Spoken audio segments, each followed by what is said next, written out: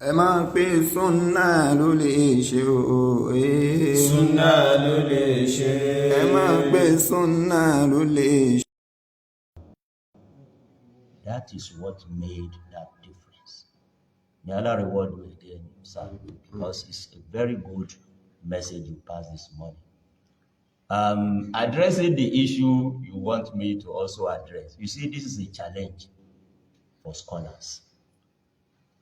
And as I normally say, this is where lies the difference between scholars and celebrities.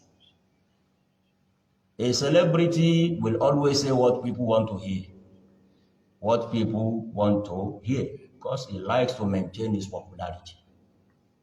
But for a scholar or a student of knowledge like myself, he must say what people want to hear and what people do not want to hear. That is why you are a scholar. Otherwise, you will be punished. And that is why the Quran will always describe our beloved Prophet sallallahu alaihi wasallam by what? By two qualities. Bashiran wa nadhir. You must do the two. And that is why I couldn't reject his request of coming to say, at least to the best of my knowledge. It's a controversial issue, but as I said, a scholar or a student of knowledge is not a celebrity. You must not always try to say what people want to hear. But even sometimes you say what you know people may not want to hear. May Allah guide us on the right. The issue of Mawlid, unfortunately, and most unfortunately, is a very clear one. I don't know why we are still in this controversy. Some few days ago, somebody posted something on our platform, ostensibly to justify celebration of Mawlid. And I said, if you remember, I said, thank you. But the very first sentence of that write-up makes the whole argument dead on arrival. It started, somebody who, subhanallah, who want to defend Mawlid, began his write-up by saying Mawlid, which was introduced in the 5th century of Hijrah. It's already dead on arrival. How can something you also admit was introduced some 500 years after your prophet, sallallahu alaihi wasallam, how can that become part of your deen? It's unfortunate that we find ourselves in this position. We should be talking of things that are more important. But some people up till today, they will insist, they will argue. And that is the point I want to raise this morning. If we all agree this is a factual thing, is a matter of history. When was Mawlid introduced into our deen? Some 400 or 500 years after the demise of my beloved Prophet sallallahu alaihi wasallam. And how, for God's sake, how can that become part of our deen? To further emphasize what I'm saying, Al-Imam Malik rahimahullah, our leader, let me quote what Malik said in his lifetime. Malik stood up one day and read a verse of Al-Quran al-Karim that we all know up till today. That verse was revealed towards the tail end of the life of the Prophet wherein Allah said, Al-Yawma akmaltu lakum dinakum wa atmamtu alaykum ni'mati wa raditu lakum al-Islam dina. Al-Yawm, today, I have completed for you your religion. I have done what? Completed for you. If it is a religion that I revealed through Muhammad, Allah said it categorically while he was alive, although toward the tail end of his life, that I have been revealing it in piecemeal, one after the other. But today, it is complete. Then Malik, do you know what Malik rahimahullah said? And I want us to please bear this in mind. Anytime something new is being introduced to you, Malik said, have you all heard this verse of Al-Quran? فَإِنَّهُ مَا لَمْ يَكُمْ يَوْمَئِذٍ دِينًا فَلَنْ يَكُونَ الْيَوْمَ دِينًا. Whatever was not part of the religion of Islam on that day, which day? The day the verse was revealed. Malik said it can never become part of religion today. Let me repeat it. Whatever was not part of the deen that Allah said he had done what? He had completed. It's logical. Whatever was not part of that deen on that day cannot become part of it today. When was that day Malik was speaking? Malik died in the year 179. Yes, 179 after Hijrah. Less than 200 years. We are talking of more than 1,000 years. What was not deen 200 years after the Prophet, can it become deen after 1,000 years? We should be judges of our own cases. That's why I said it's a very simple matter. Unfortunately, I don't know why people are still arguing and still insisting on this matter. And finally, let me add one more point. Some people will erroneously, mischievously think that leave those who are talking against Mawlid, they don't like progress. They don't love progress. We that are celebrating are the lovers of progress. Please stop telling lies. It's unfortunate because you do know implication of what you are saying. It means the best generation of Muslims did not like progress. That's the implication. Because they never did Mawlid.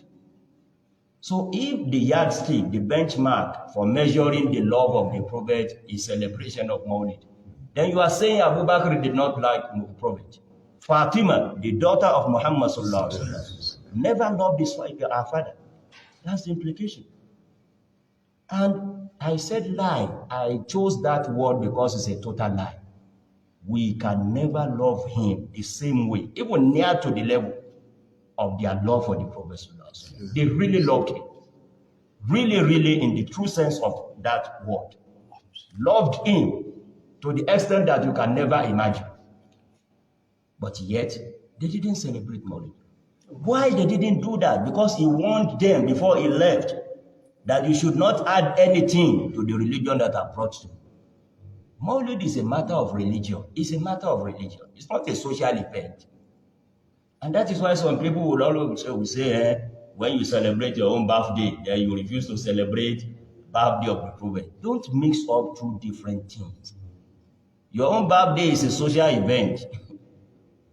The birthday of the Prophet ﷺ is a deen. Anything in connection with the Prophet ﷺ is a religion. That is why it is not acceptable. You shouldn't mix up the two things. Mawlid is not a social event. It's a religious event. And religion cannot be invented some 400, 500 years after he had gone. He warned against this before he left. فَإِنَّهُ مَنْ أَحْدَثَ فِي أَمْرِنَا هَذَا مَا لَيْسَ مِنْهُ فَهُوَ رَدٌّ.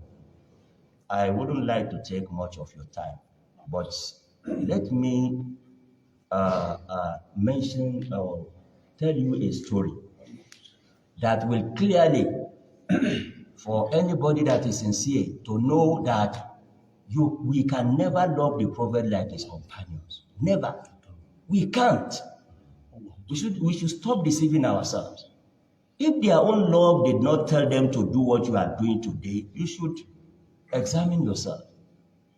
A woman, I won't tell you the story of Abu Bakr, you all know the extent of his love for the Prophet. I won't tell you that of Umar. I won't tell you that of his own daughter, Fatima radiyallahu anha. You would know all this.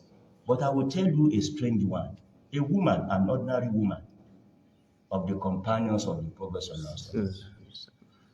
After the Battle of Uhud, which was one of the most devastating wars fought by the Prophet sallallahu alaihi wasallam, a lot of Muslims were killed, martyred. in that war. It was even rumored in Medina because the war was very close. It was at the Askat, just immediately at the boundary of Medina. So it wasn't far. It was rumored throughout Medina that even the Prophet himself ﷺ, has been killed. It was rumored. Then all of them came out. Women, men, children, they all came out. At least to see who and who survived. Then one woman, in just one incident, look at it. She lost her husband to that war. She lost her son to that war, and lost her father to that war. One single war took 3 precious lives that were so dear to her. But strange enough, this is the point. When all of them came and the woman also was among them, they were looking at corpses of martyrs to see whether my relative survives or is among those who have been killed. See, they were all checking. They observed this woman. She saw her son dead, and she kept on moving as if nothing has happened. Her own son.